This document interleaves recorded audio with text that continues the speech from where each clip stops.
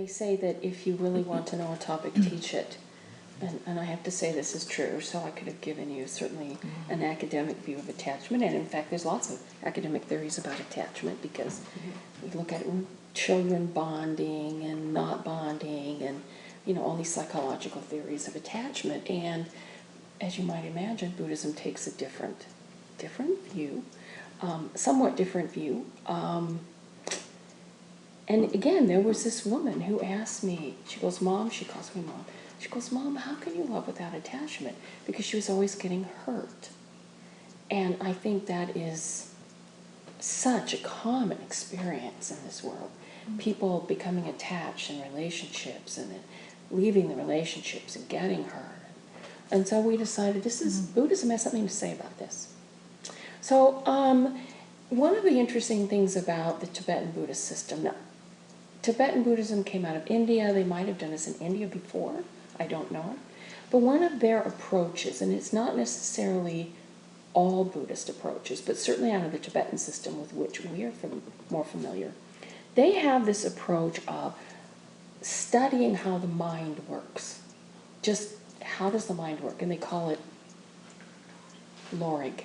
I have to get my lows right. They call it lorig. And it sounds kind of boring and academic. So I'm going to go really quickly over the lorig aspect of this, because it actually is important. And then, once they figure out how the mind works, then they say, how can we teach Dharma in a way that is consistent with how the mind already works, so that the things that we do are easier to do and people can actually transform.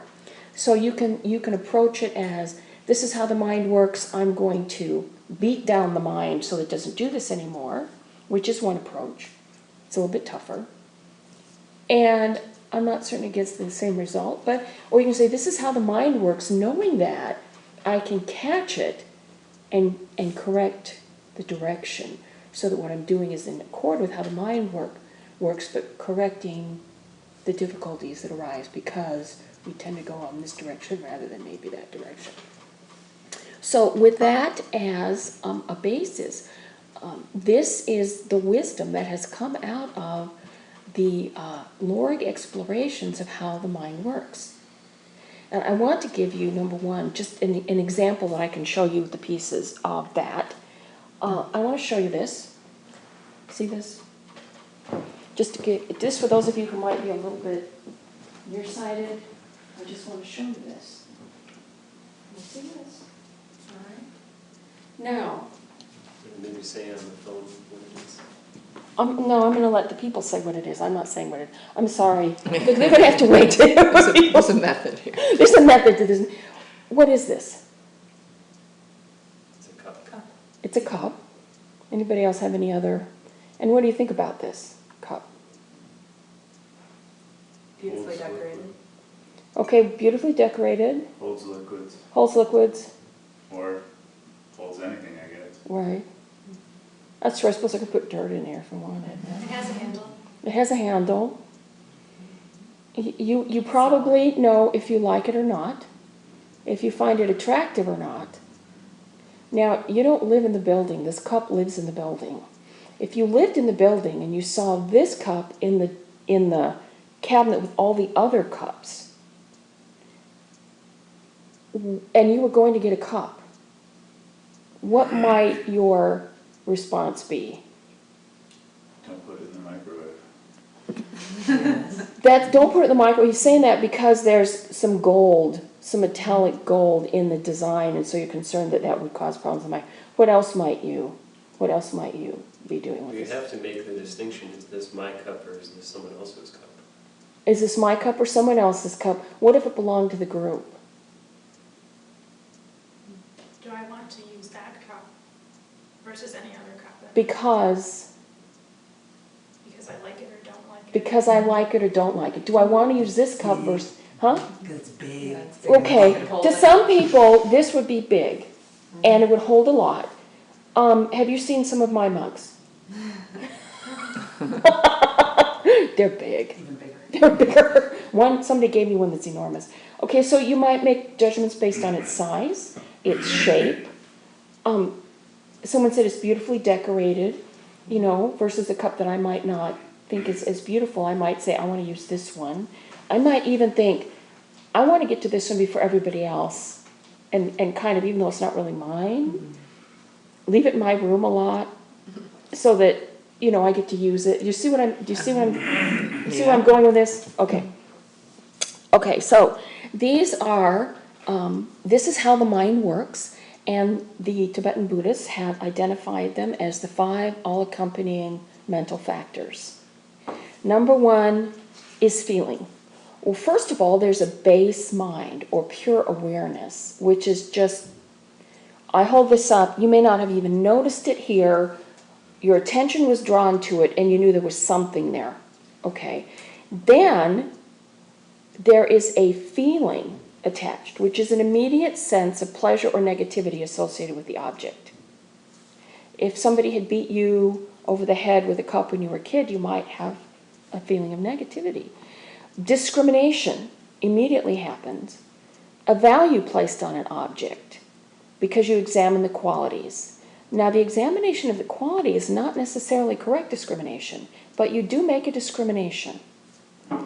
Then there's motivation, and this is considered intention, and in our view, it's coming from the subtle mind, and it affects the gross mind. And it could be based on, like again, things that happened to you that you're not necessarily consciously aware of, but you are attracted to it or not attracted to it. And Rinpoche does say it actually can work the other way, where the gross mind affects the subtle, but for the purposes of this discussion, she said motivation or intention comes from the subtle to the gross, so from the subconscious to our conscious, if that makes sense. Dana had her hand up. Yes. I'm sorry, you went really fast, and so I'm a little bit lost. So the first one was Feeling, feeling, discrimination, discrimination. So discrimination is it good or bad? Do I like it or not? uh-huh. And then the next one is Motivation. motivation. So, Motivation or my intention based on the discrimination I just made.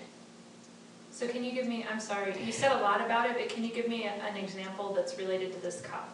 Okay, if I think this is a beautiful cup, and it's big, and it's easy to handle, I may want it. My motivation is to use it. If I think this is tiny, I have a mug that's like twice this big and holds twice this much, I might reject it. So you're saying like, it'll make me happy, so that's the motivation, like it makes me happy, so I'll use it, versus I don't like it. Those It are doesn't two. make me happy, so I won't use it. So that could be the motivation. Yes. Okay, thank you. And then there is contact, which is your senses go out and touch the object in some way. It does not necessarily mean you're going out and physically picking it up, but your senses now make contact in a particular way based on this motivation. For example, you might ruminate about how beautiful that cup was and how much I want. I saw a cup just like that in the store.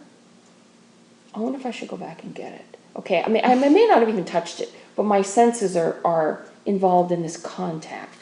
And then there's attention, is a continual holding on to the object, and this is with your senses, or fascination with the object, using the previous 4 factors in a continually churning way. You might even call it rumination. You might even call it meditation. Maybe it's a meditation on that object because my mind won't let go of this object. You could be sitting there with your cup and completely enthralled in your cup of coffee and, like really studying the cup and really giving it lots of attention. Have you ever done that where you've just prepared a cup of tea and you're holding your cup and you're like, oh, it's warm, and it's so beautiful, and all the anticipation of what it's Like, this is a wonderful mug. I'm like, and it's in front of me, and I'm going to use it, and I'm going to hold it and appreciate it. On the other hand, somebody might be sitting there saying, why did Thekchen get a good mug? I'll bet she intentionally looked in the cabinet for that mug. And actually, I did. I was sitting there, I got the idea, and after our prayers for world peace, I went upstairs and said, I hope this mug is cleaning in the cabinet because I wanted it to be the mug. Okay, what if you said, I wonder if JP is clearing anything out, and if they're getting rid of that mug, I'll put in for that mug.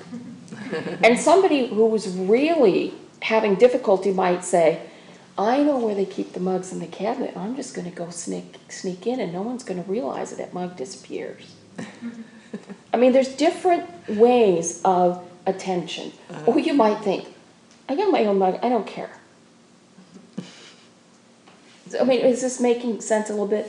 Now, this, looking at it and deciding whether you like it or not, and what you thought about it, happened quicker than that. Because your mind is so well trained. And so, in the Tibetan Buddhist system, they've broken it down into these discrete steps that happen just bing, bing, bing, bing. So fast you don't even realize it. Why do they do that?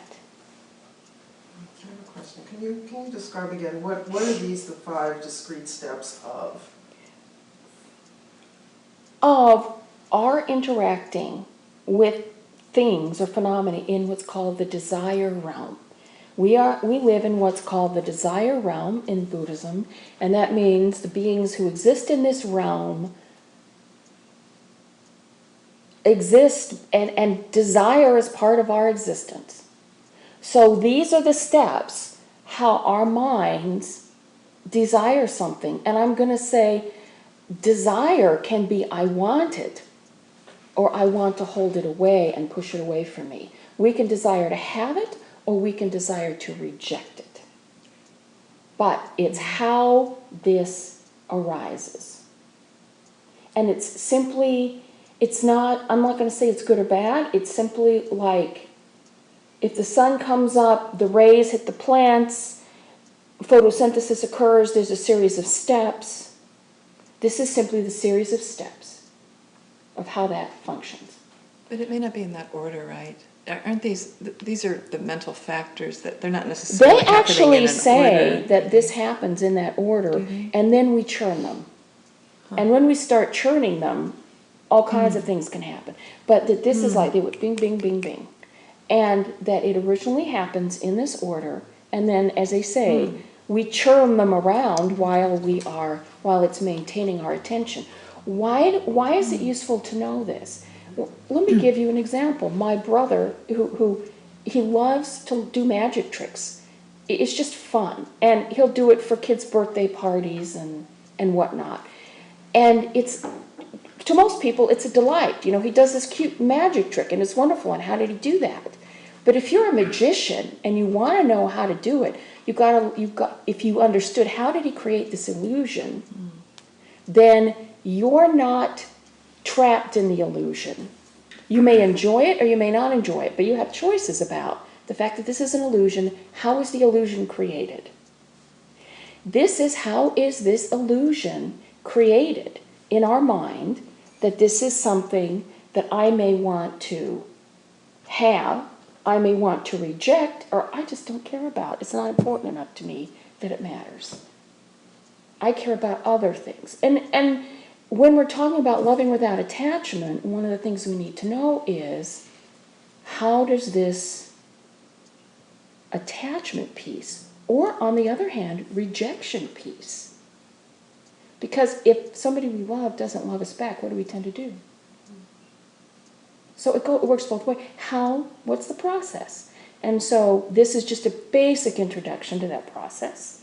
And Chonyi is going to take us in much more depth in certain aspects of that process.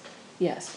So it's so rich. What you're saying is so rich and full of information that I just want to repeat it back to make sure I sort of have the main point, which is that there's a way that our minds function that seems almost illusory, or is illusory in a way, just like a magic trick. Yes.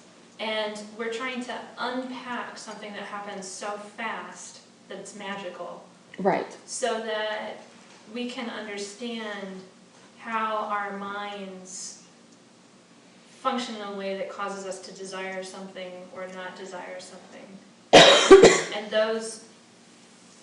And the 5 mental factors that we're unpacking are, just one more time for me so I can just hang on Okay. to it. Feeling, Feeling, discrimination, discrimination, motivation, motivation, contact, contact, and attention. attention. Thank you. Thanks.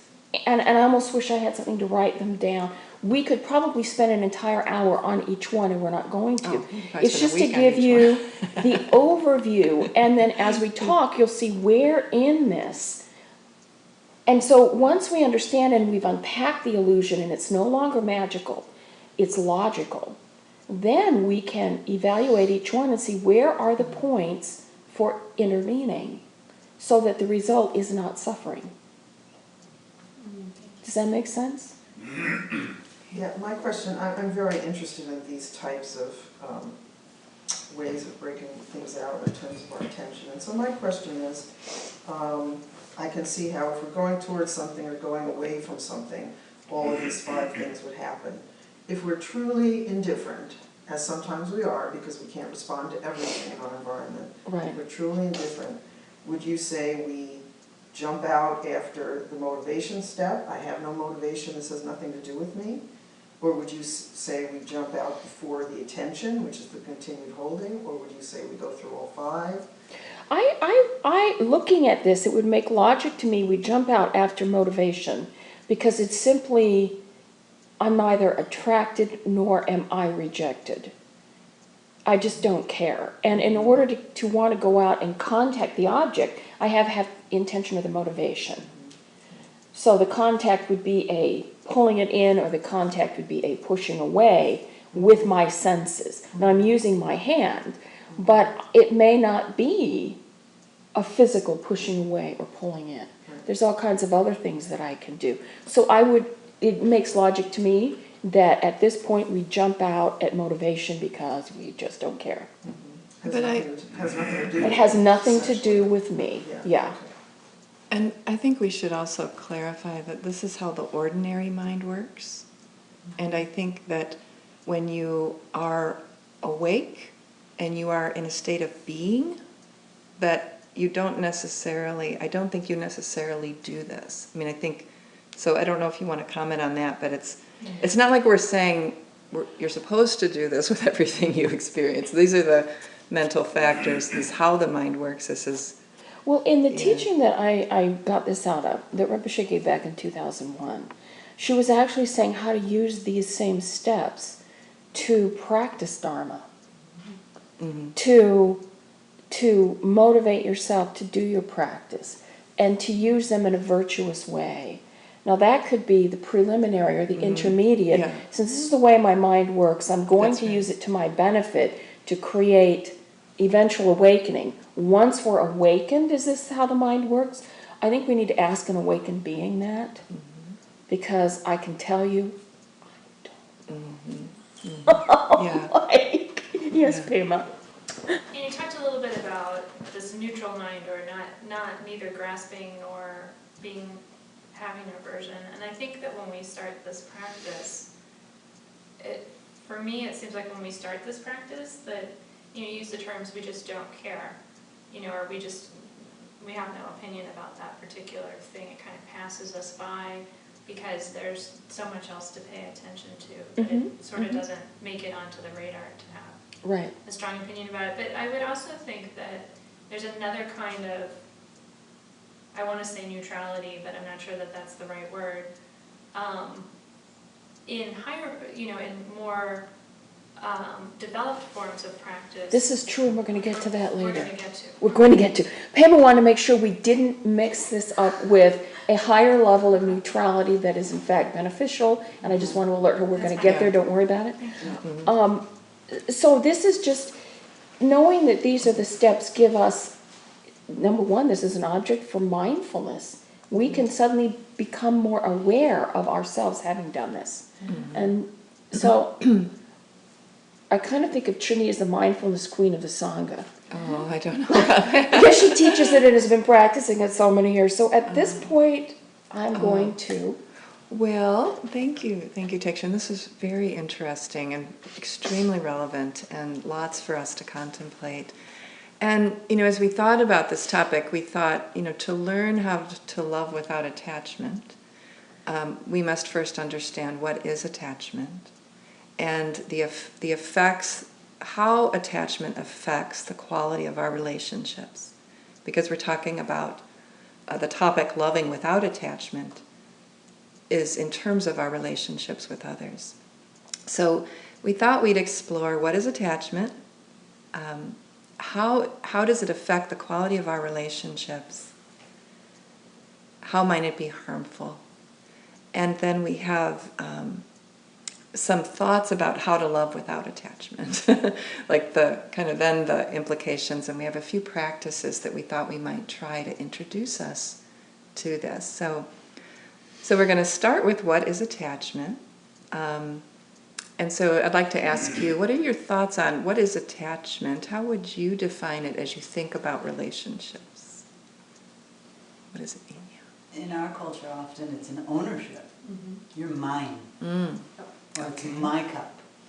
Okay. Attachment is like that, an ownership. So attachment is possessing, wanting to possess something.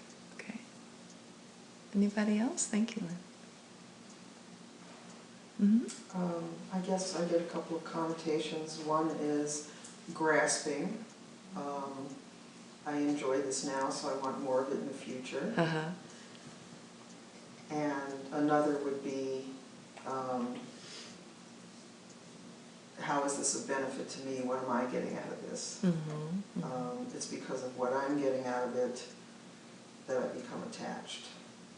So some of the things that might lead one to be attached have to do with what the benefits are for self. Yes, Yeah, thank you. It's very It's insightful. the self in part of the relationship. Excellent. So in relation to self, the object in relation to self, that's very insightful. I'd like to share with you a definition that I found in the Berzin archive. So I don't know if you know Alexander Berzin has a wonderful website and all sorts of teachings that are really wonderful for different stages of the path, and they're very rich and interesting. And he had a teaching called Dealing with Disturbing Emotions, specifically on attachment. So a lot of the notes I'll be sharing with you came from this teaching. He said that attachment is the state of mind, the disturbing state of mind.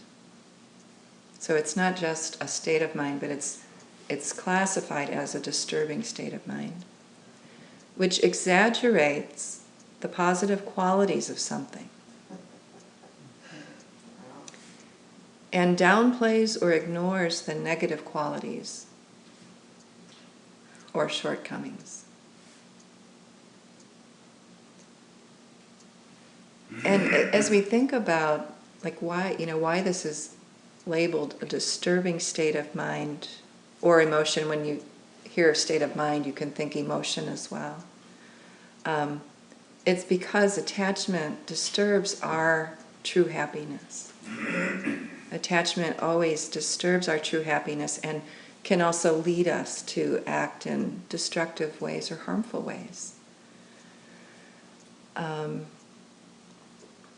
So he says that it also, with attachment, we lose our peace of mind, that we can't maintain a steady, stable, peaceful state of mind when attachment is alive in our relationship to others.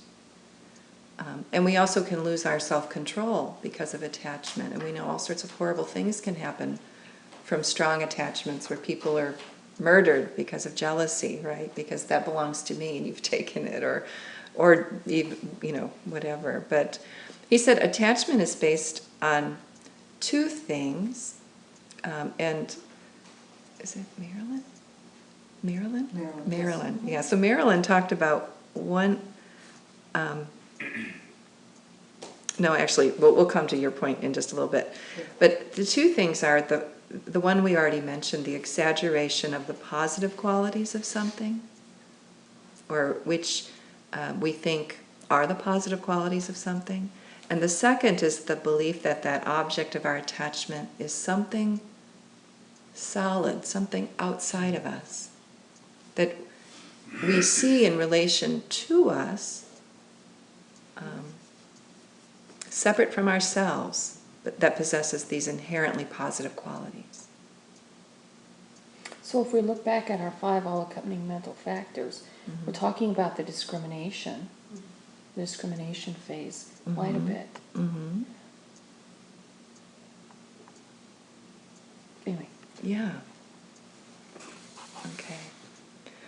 And he says that, our love for others can be very mixed, right? So we may develop it's possible that we may develop a non-disturbing kind of love for others, where he defines this as truly wishing for others to be happy, truly wishing for their well-being without any sense of what are they going to do for me or what's their relationship to me. So it's possible to develop that. So that's the good news. But that often our love is very mixed. So we may want them to be happy, but we also may see them in relationship to us and want something from them for us. So for most of us, that's what we experience. We experience these relationships and attachment. And since I've been preparing for this teaching, it's been so fascinating just to observe. What is it that... So I love this person. What is it that I love about them? What are the positive qualities I see in them? And am I emphasizing those? Are there other qualities they possess that maybe aren't so beautiful? Why don't I see those? Why do I ignore those? Why do I do this? Is it because they're my child? My child. They belong to me? So they become special, All the myriad ways we can do this. So it's really interesting. So I thought we'd just talk a little bit about how does attachment affect our relationships and the quality of our relationships. And I think that this is something that all of us have experience with. So I'd like to invite us to contemplate for a moment what we've observed in our own lives or in the lives of others from the myriad relationships that we have, our attached relationships, and what are the potential harmful effects of attached relationships. Because we could say, oh, well, isn't it good to see the positive qualities in others, right? So we want to look at this kind of critically. But well, why is this an important issue? What are the potential harmful effects? I'd say one would be lack of resilience in the face of change, or maybe even before that, lack of ability to acknowledge change. Because they're not going to stay the same, and you probably want them to. Uh-huh. Yeah, so we put a lot of our faith in this other and in this kind of relationship we have with them and wanting them to be this person in relationship to us, and they're going to change. So we know that can disturb our happiness, right? Right. Rather than celebrate it, it causes us pain if we're attached. Yeah, thank you. Dana? Well, I think that there are beneficial reasons to emphasize the positive qualities of others. But when we do it out of attachment, it doesn't help. And when I'm thinking of when I do it out of attachment, one of the consequences of that is that I have expectations and I'm going to be disappointed if they are not always 100% doing those positive qualities. Yeah. I may have another reaction if I was not attached, Yeah. That Yeah, I could be disappointed or angry or upset. Thank you. It's a really good observation. I visit this 89-year-old hospice patient, and I marvel. I sit at the bedside and marvel as one person after another comes into his room. And at first I observed this. This aide came in and brought him some water, and he looks at me while she's there and he goes, "She is so amazing. She always knows what I need. Isn't she beautiful? So kind." And then, she puts his water down and, says goodbye. A nurse comes in. This nurse is just the best nurse you could ever hope for. And he goes on about all of her positive qualities. And then a young man comes in. "Oh, Will, you came to visit. You said you would, and you did. A man of honor. Good to your word. Always do what you say. Good as gold, he looks at me and says, good as gold. And after several days of seeing him, whoever came into the room, he saw their beautiful qualities. And, you know, I don't know if he has attached relationships to them or not, but this idea that, what if we saw good qualities in all living beings? How different would that be, you know? Yeah. But that when there's an attachment, then there's an expectation of something. So if he sees good qualities in someone, oh, she's really good because she helps me, she does stuff for me, right? And then what's he, you know, he could be really disappointed if she doesn't show up one day or something, right? So if he has that attached kind of relationship, it changes that. Yeah, I think, you know, there are times when I'm expecting someone to exhibit their good qualities, and they don't. Yeah. And I'm disappointed. But there are other times when I'm expecting someone to exhibit their good qualities, and they don't. And I realize that it causes them suffering. And I feel something different about it. So I can feel that when I feel disappointed that it didn't happen the way I wanted it to, or I was expecting, I can feel that intense grip, you know. Yeah. Yeah. Okay, other harmful effects of attached relationships, of attachment in relationships.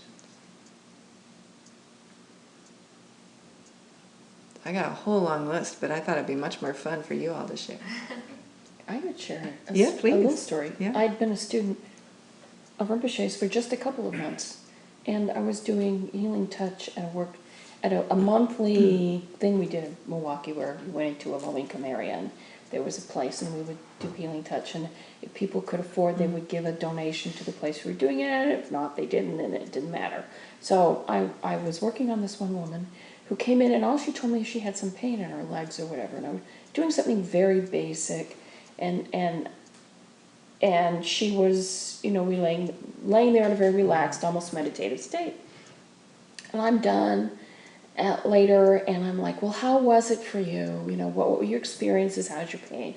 And she goes off on this story that while she was laying there, it had occurred to her, and something's going on in her mind that I really had nothing to do with, I just observed, that she realized that she was having this pain because she had a lot of expectations.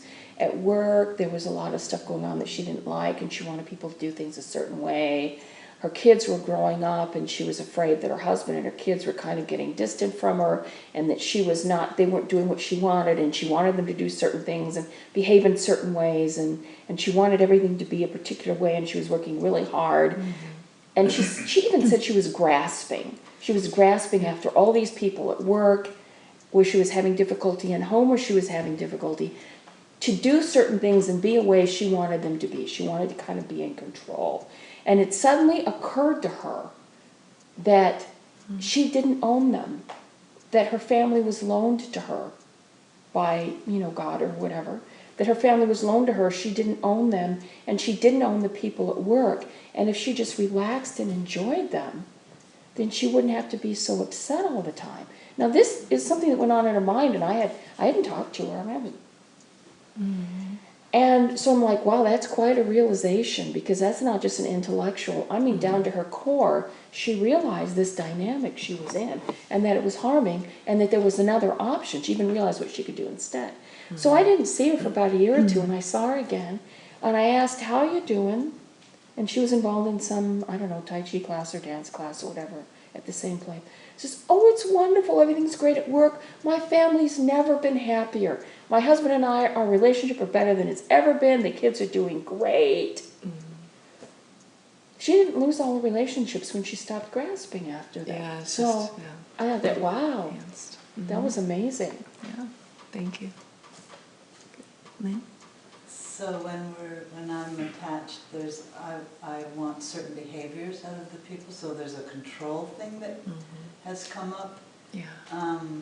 And that if you don't get that, then, yeah, there's the negative feelings. Yeah. Disturbed. Yeah, thank you. That's something really, these multiple layers of what can happen in these relationships. I know I've observed in my own mind too that it's like, you know, we could even say, you know, like for a mother with a child that, oh, you know, in some ways there's more unconditional love that parents often have for their children, right? But with attachment, there's these other layers too that no, actually, we want things to go a certain way for them, right? Because of our really our attachment. And that often we want to be the one to influence how that goes, so the control that can come into that relationship, and how uncomfortable that can be. And it causes us to lose wisdom, to see and understand, well, actually, this person, it probably would be more fruitful for this individual to be able to do this themselves than us to be the one to swoop in and take care of it or control it, or have them go this way. There may be something else they need to learn through this. So it's really interesting, but this compelling, wanting to control, and then it doesn't go that way. And if we think about any situations we've been in where others have this expectation of us and want to control us. Yeah. I want you to behave this way. I want you to make this decision. I want this outcome from you. And I'm sure it's for your own good, Mm-hmm. How do you feel when that happens? Yeah. Someone's going, It really hurts. It really hurts the relationship. Yeah. yeah. It really. It's like one of the first things you want to do is like get out of it. Yeah. So we do this to others. You look like you had something to say, Rencha. Just to add on to that, just that it reflects, it's almost as if the individual's actions, especially if the parent-child, reflects upon you. So again, relating back to the self. Yeah.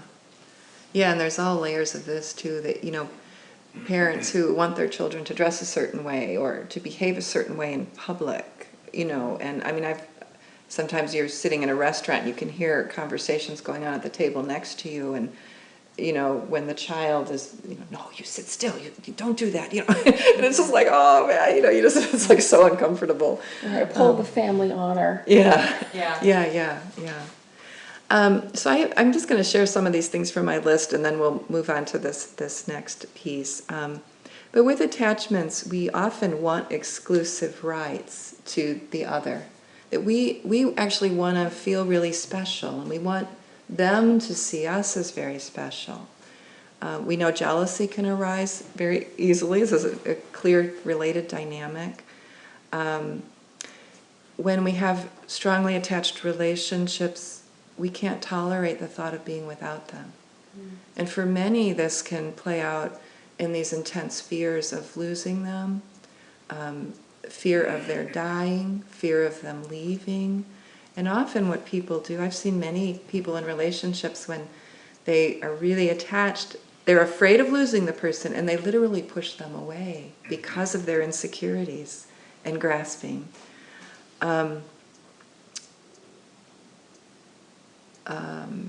Let's see. Yeah, parents having all kinds of ideas about like what your children should do and should be, and if they don't fulfill those wishes, parents can feel angry or frustrated. So the attachment to our children can actually prevent us from loving them very openly.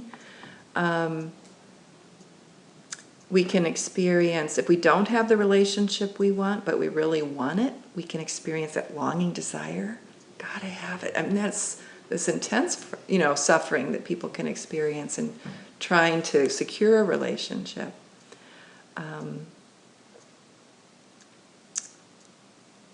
Yeah, I need to be with her, I must possess her. I remember Rinpoche once when she said that, imagine you walk into a room and you see her across the room.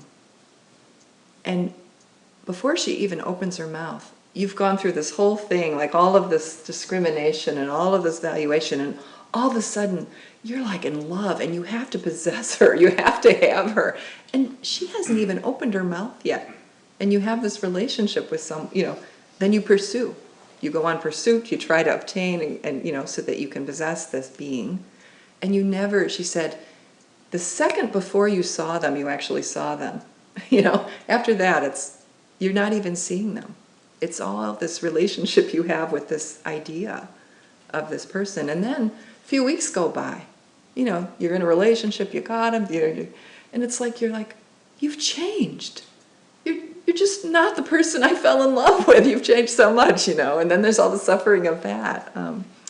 So when we want things to be other than they are, this often happens in relationships. Rinpoche shared that for many high practitioners that come to this world, in the great love that they feel for all living beings, they find attached love intolerable. And some of them get into trouble because they get into relationships and they might even marry. And then she said, this feeling of being a possession of your family to someone who's a benefit being gives them the creeps, the clinging attachments, the feeling of having given inadvertent permission for others to cling, and that we are expected to cling in return is repulsive, to bodhisattvas. So, and she also made this connection to the idea that in these kinds of attached relationships, we inherently have to discriminate. It's really kind of on the same continuum of discrimination and prejudice, because we view these special beings that we're attached to as, those who have the positive qualities, those that we love, those that we care for, but everybody else becomes other. And so it's a form of discrimination and prejudice that many high-level practitioners can't tolerate. So they become monastic. They go into homelessness. They can't do it.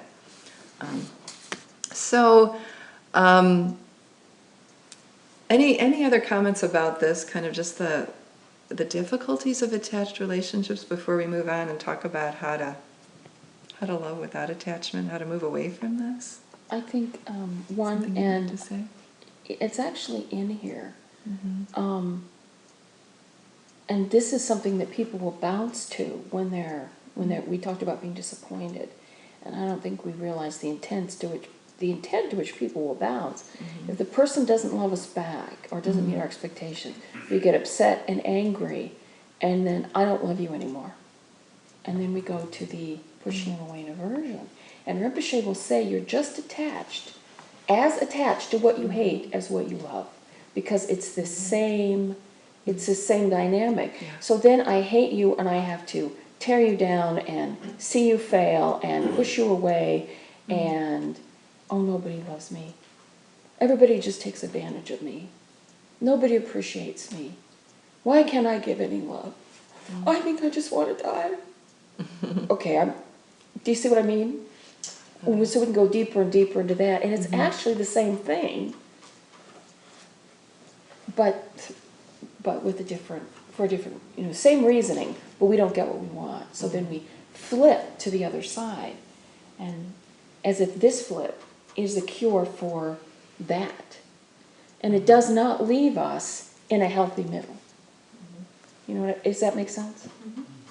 It does, but I think there's a lot of different qualities and all the possible reactions you described there.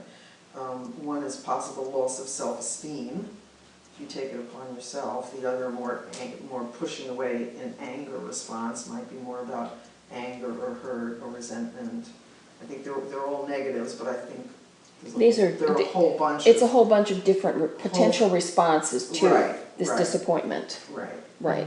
But the thing is, none of them are an actual balancing of going too far this way. Right. It may be an attempt to balance it, but it does not, in fact, balance it and bring us to a healthy center. I just wanted to comment on something that Chonyi was talking about when she was talking about this difficulty in tolerating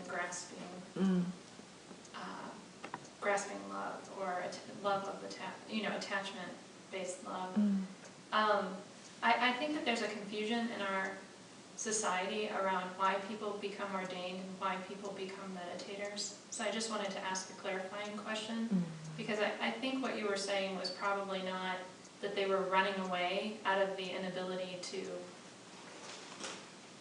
tolerate ordinary life, but perhaps, I find that some people actually just are trying to choose a healthier life rather than to run away. So I just wanted you to I didn't mean to imply that there is a running away, but that one who aspires to be a benefit to all sentient beings is going, use skillful means to cultivate that in their life. And when there's a lot that can be learned in relationship to another, in an intimate relationship. Through that intimate relationship, a lot of issues arise that we can work through as practitioners, and that they're very helpful, and that there can be karma that's ripening, that's being cleared, and so it's not saying that's like a bad thing, but that for those who aspire to really devote their life to this process, they wouldn't, let me just read this quote again, because it's going to... Rinpoche said, practitioners cannot tolerate the feeling of discriminating against others who are not in their family because they're responsible toward all living beings. So they wouldn't choose to pursue grasping, clinging relationships that say you're special to me and no one else is, but rather pursue the freedom to arise, bodhicitta, and does that make sense? Yeah, it Okay. just, in the way that you said it, I don't think that you meant this, but there was Yeah. kind of this tone of, they can't tolerate it to the extent that they have to go and be,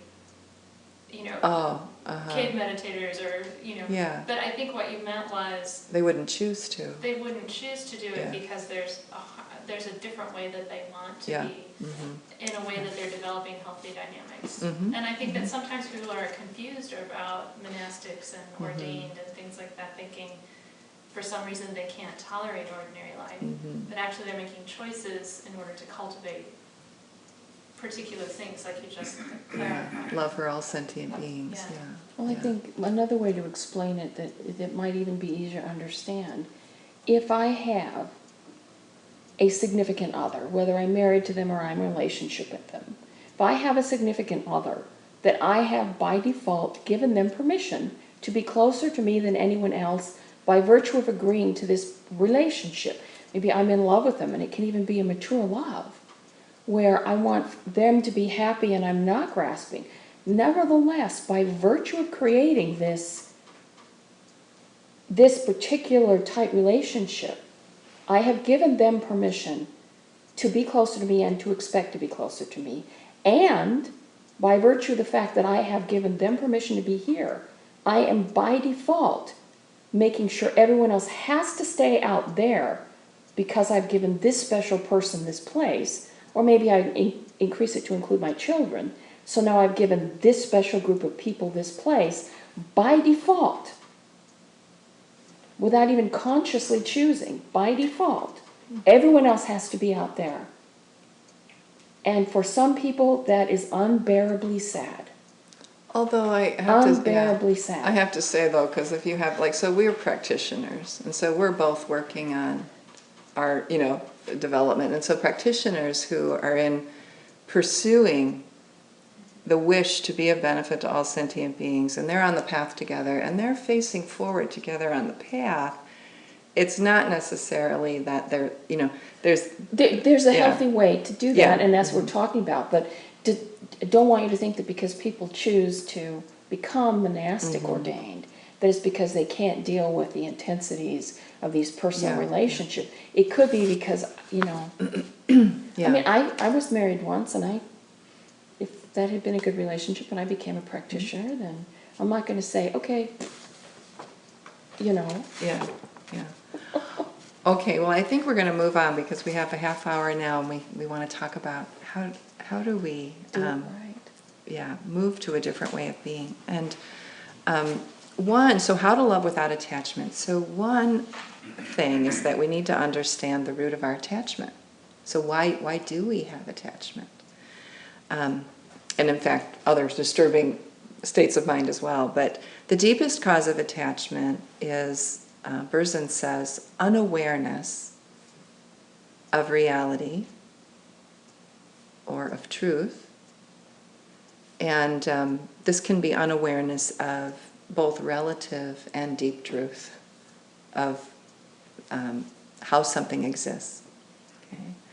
So it's our unawareness of both conventional truth about, if we think about in relationship to others, conventional truth about others, so we exaggerate the positive qualities, downplay negative qualities, but also we have a lack of awareness about the deepest truth about how they exist, about how we exist, about how we are alive, about how they are alive. We see them as some sort of entity out there, a solid, living being outside of ourselves, separate from us, and we see them in relationship to us rather than understanding how, in fact, all living beings are interconnected. And Berzin says, if we can get rid of these two aspects of unawareness, both the conventional and the deeper truth, then the disturbing emotion of attachment wouldn't even arise. So we would know that everything has positive and negative qualities, that we would understand that everything is constantly changing. This being that we see as this plastic doll, that's unchanging, is in fact constantly changing. Isn't the same person that we knew this morning. Isn't the same person we knew yesterday. And we are constantly changing. That we aren't a solid entity that is permanent and, will always relate to others in the same way. That both are constantly changing. And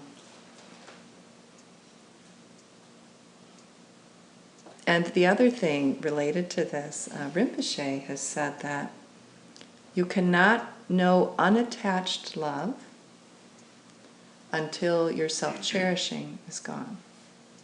I'm sorry, you have to say Yeah, that. yes, this is worth repeating. Yeah. You cannot know unattached love until your self-cherishing is gone.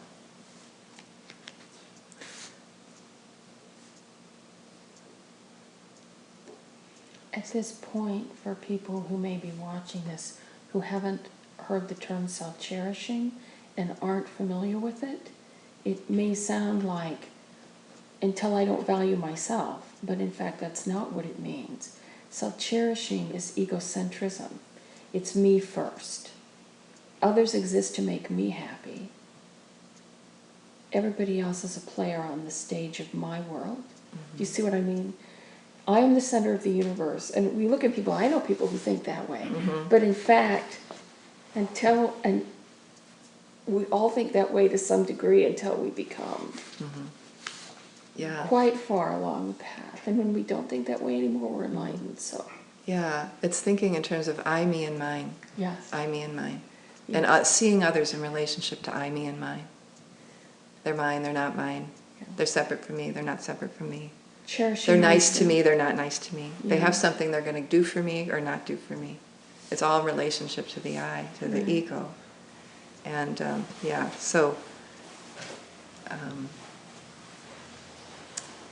and Rinpoche says the idea is not to run away from home, to not have relationships with others, but the idea is to look at, if you're in family, to look at people in your family, not based on I, me, and mine. Really look at them, see them.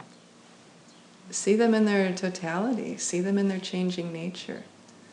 And Rinpoche has many wonderful methods of trying to help us understand a lot of what Berzin was talking about how we look at others as, the separate entity. And she said, and how we think we're alive as well.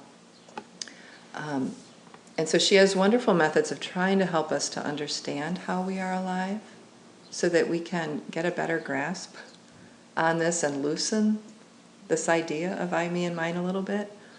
And one of my favorite teachings of hers that I could hear over and over and over and over again, that has been very helpful to me, is that Rinpoche says, you are not the one you think you are. You're not even alive in the way you think you are. The real you is alive on another level of reality. It does not speak English or any other known language. It has a unique method of communicating that's not based on human valuation. It speaks in pure meaning. The real you is an energy electrical being.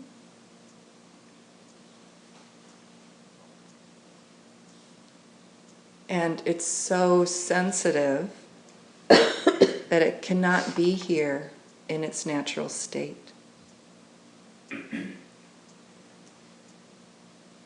So it emanated you as the temporary caretaker in this life.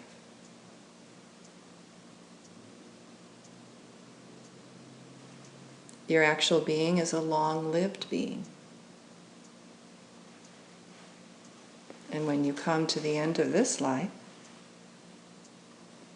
your body, your personality, all that you think of as I will perish. But the real you, the actual being, will live on.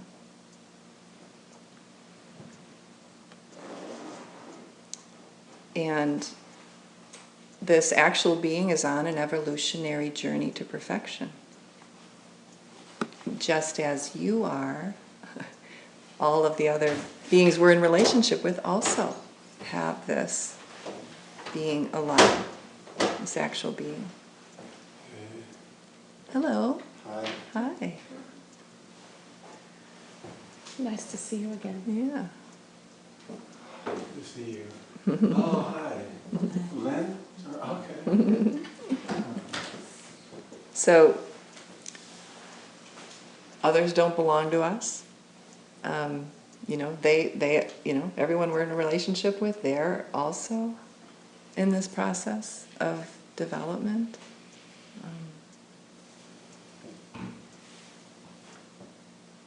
And, we want to know them. We want to know others. And we can look at them in a different way and not see them as this ordinary being in relation to us. They don't belong to us. No one can possess anybody.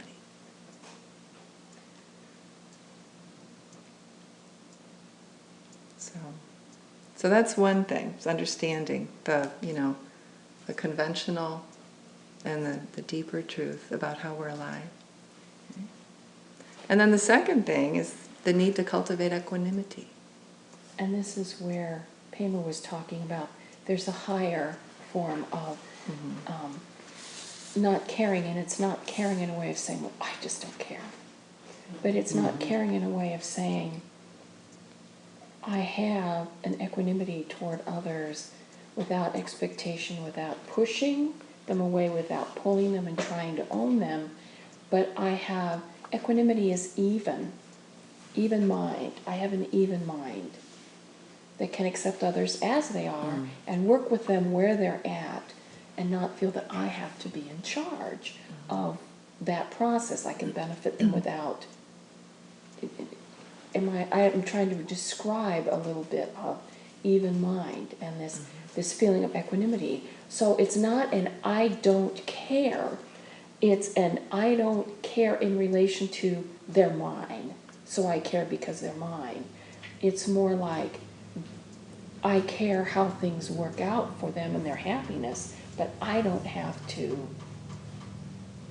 be distressed. I don't have to control them. I just want to benefit them. Pema, do you have a better way to describe equanimity? Well, would you say it would be, I care, but I'm not grasping, or I'm not pushing, I'm not pulling or pushing them Yes. from my side. I just, Right. I'm in a balanced state, or. Right. Yes. It's almost hard to describe, but remember she has this wonderful way. She could say, well, I just don't care. And you'd say, okay, yeah, that's delusional. And then she'll say, I don't care, in a way that it's like you don't feel pushed away. It's just like, I don't care, I'm accepting. I'm accepting what is. And I'm, from my position of balance, I'll deal with what is, and I'm working to create benefit. And it's not a delusional pushing away, I don't care. It doesn't mean I don't care anyway. Yeah, I want to share Yes. a couple quotes, and then you're going to do a meditation. Then I'm going to do Okay. a meditation to help So- us cultivate equanimity. So equanimity, it's a balanced, steady state of mind where we're calm and even-tempered and not attached to outcomes. Rinpoche says that grasping and attachment depends upon looking at yourself. Do not think you are not looking at yourself or that you have an altruistic outlook if you are grasping and clinging at those who are part of your family. You are hurting them. You are not helping them.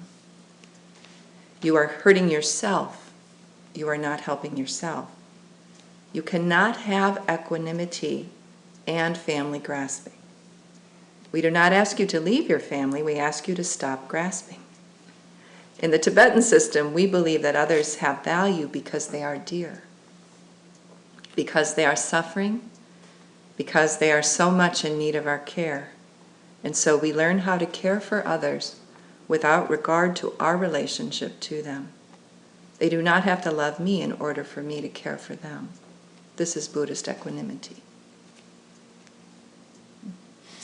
Yes? Would it also be similar to each of us is going through our own personal transformations, okay, our own journey? Mm-hmm. Yes, okay, and it seems to be that we're kind of that journey. Each of us are in our own journey, but we're not kind of in it. We're not attached to it, but we're of it, and because we're all in each our own journey, and transforming and personal transformation. Well, all living beings come here because they have work to do and they're learning and growing. And we are on an evolutionary journey to perfection. Some have stepped up onto the path to actually move forward in that way. Others maybe aren't practicing quite so much. Today what we're talking about is our relationship to other living beings and how attachment, grasping, and clinging in those relationships harms them and harms us.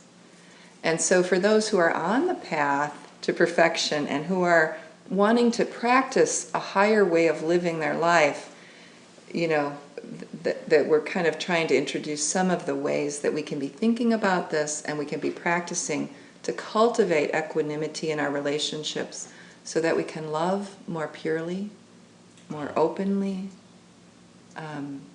without looking at just I, me, and mine and how others serve our needs or help us or whatnot. Right.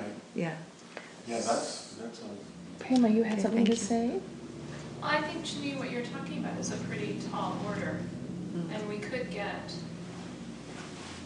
become sad because it's a very challenging thing to do all the time in our relationships. But I can see how aspiring for that and being reflective of that can really help us change the way that we're living our lives.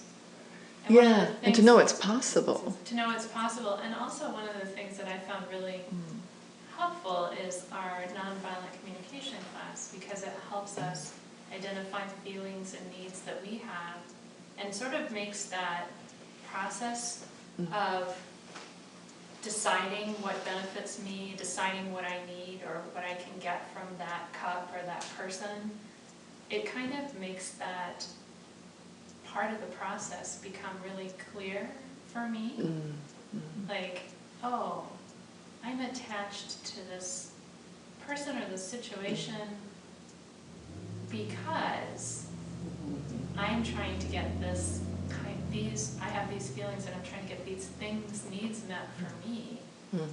And that helps me see how we can take this path to, working with our attachment, seeing and working with our attachments when they come up in our lives. It's kind of making it more conscious and giving you a conscious method of looking at it, yeah. And, Yeah. and, Because and most people just, responding then then realizing that, then it gives us choices in how to respond to people in a compassionate way or nonviolent way that in fact doesn't do this grasping. And so not that, well, okay, let's be blatant. Thank you, Pema, that is wonderful, and I'm doing our little advertisement for join our nonviolent communication workshop on the second and fourth Tuesdays of every month here. This starts at 7, except we won't be doing it in July, I don't believe, because we're on retreat. I think we'll have one meeting, but I'm We'll not let you know, but the information is always up on our website, and it's one of the tools that we try to provide to help in this journey, because as Pema was saying, it's a tall order to live up to this ideal, and we can look at it and say, I'm not there, am I going to become discouraged?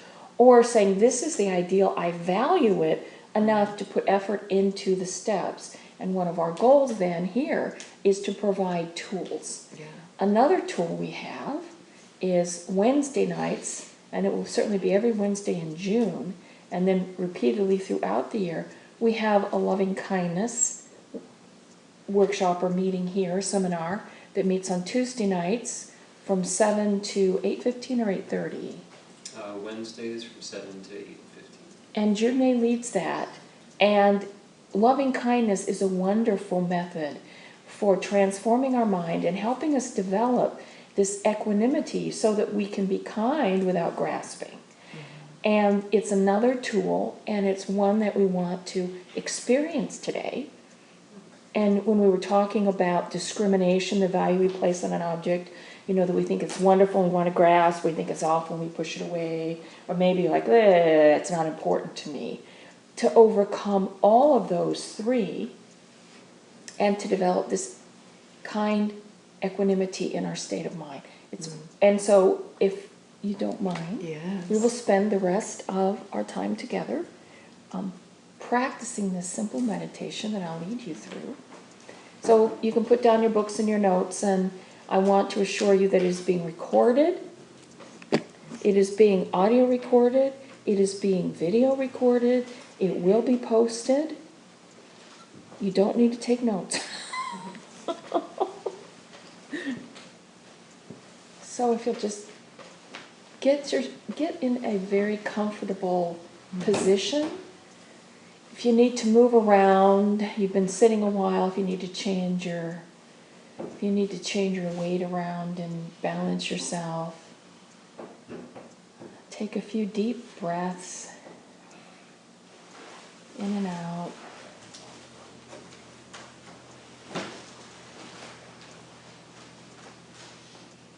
The first thing that I'd like you to do is, now as you're breathing, imagine that your breath is going into this heart center in the center of your chest.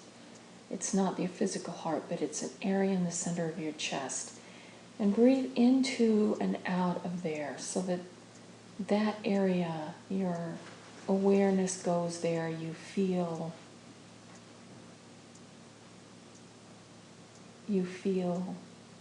alive there.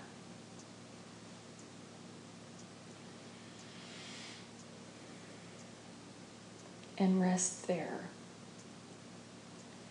And resting in that area energetically is this real you that Chonyi talked about.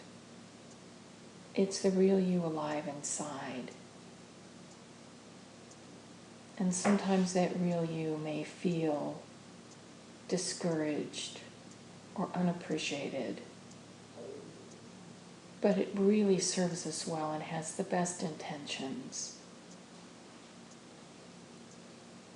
And so, for a minute, I'd like you to rest in the thought and the energy of appreciating the real us inside, appreciating its beneficial desires to progress, its wish to be happy.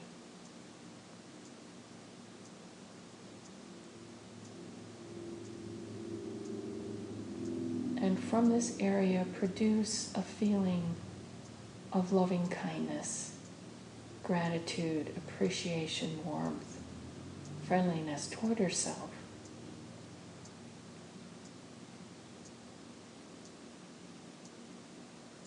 and open your heart and marinate yourself in loving kindness. Let it suffuse all of your being. Your heart, your body, your cells, the energy surrounding you.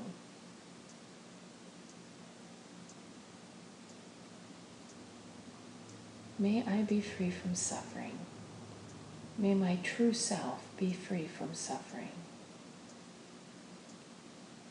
May its burdens and troubles lighten and dissolve away.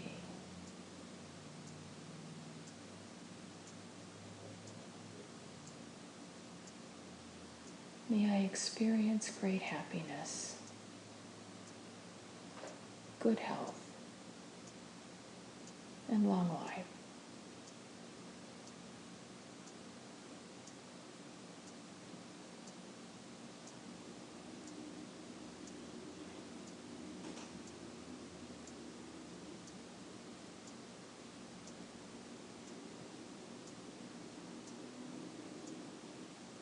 And marinate and suffuse in these wonderful wishes for your true self.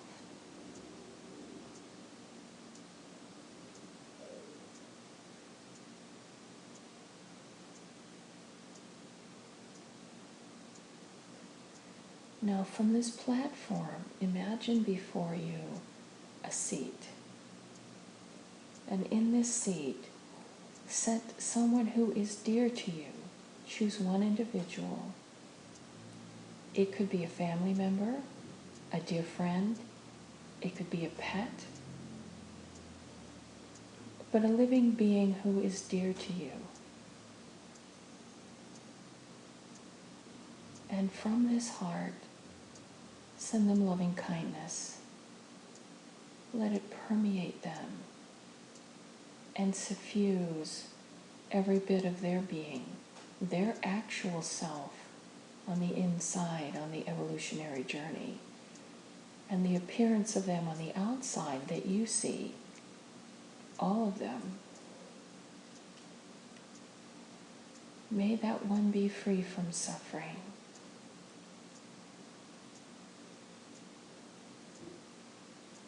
May those burdens and difficulties lighten and dissolve away.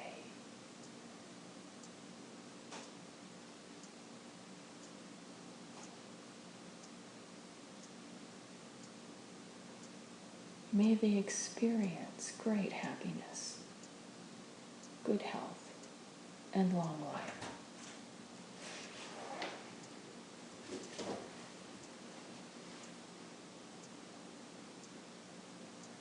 And let them marinate and suffuse in those great wishes and your loving kindness for them.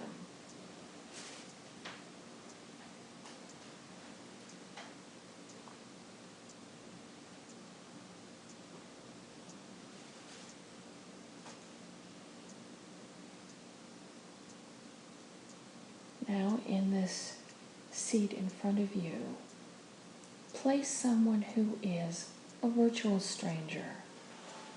You know them, you may see them in your daily life. You don't know them well, you may or may not know their name. Maybe it's someone who checks you out at the grocery store, or the letter carrier who delivers your mail, the person who's the janitor where you work, someone that you barely know.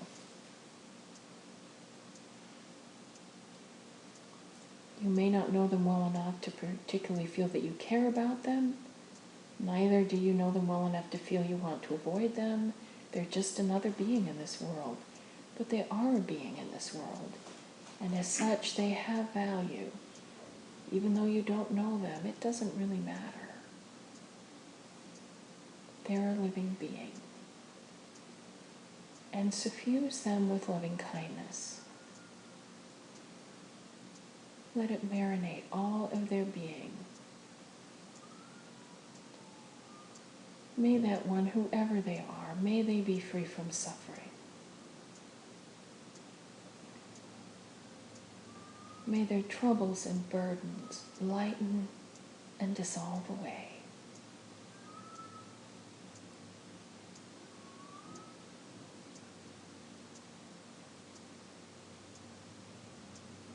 May they experience great happiness, good health, and long life.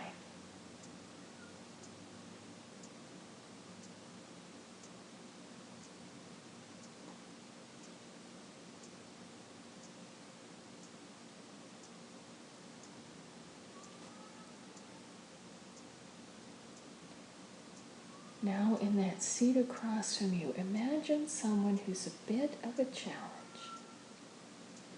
Not someone who just ruined your life, but someone who can push your buttons and make you annoyed and irritated and challenges you.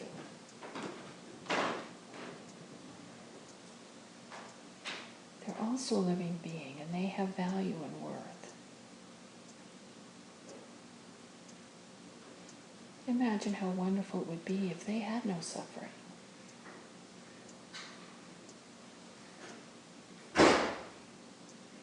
From your heart, suffuse them with loving kindness. Let it permeate their entire being and their actual being, the real them. May they be free from suffering. May their troubles and burdens lighten and dissolve away.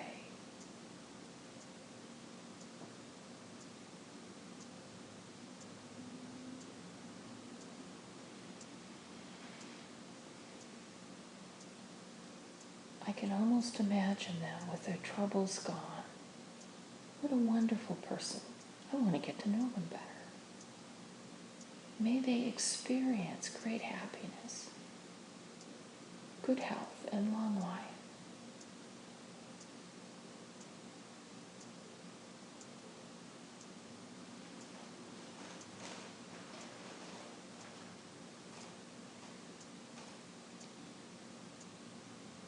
Now in this seat in front of you, in your mind, place all four of those beings simultaneously.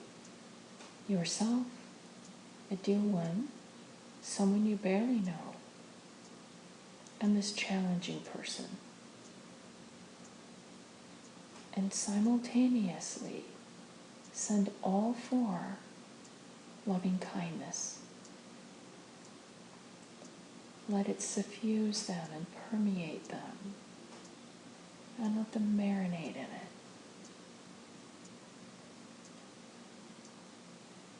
May they all be free from suffering. May we all be free from suffering. May burdens and troubles lighten and dissolve away.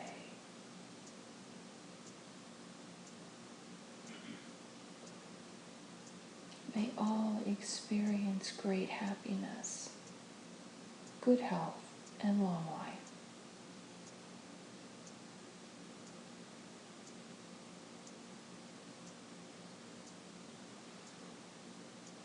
And as you're ready, gradually expand this circle of loving kindness and good wishes, wider and wider, taking in more beings.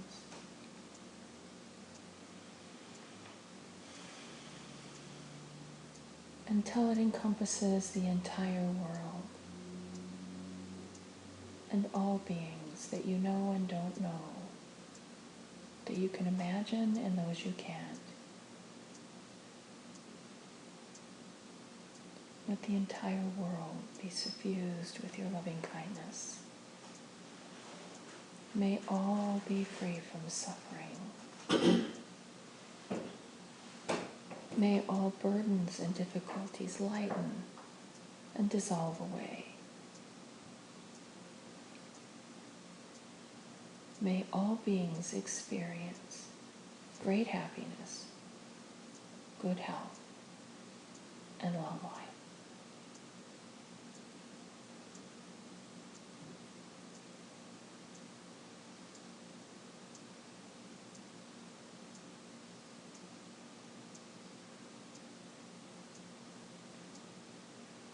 And as you're ready, gradually bring your awareness back to this room.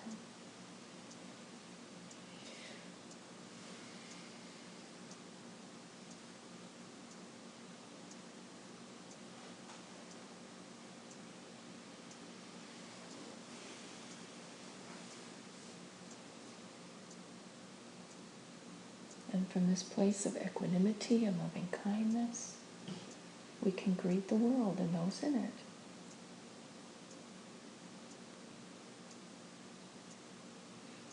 Please join me for dedication. May my capacity for compassion be infinite. I dedicate these efforts to complete and total enlightenment, so that I may be of benefit to all sentient beings. May it be so.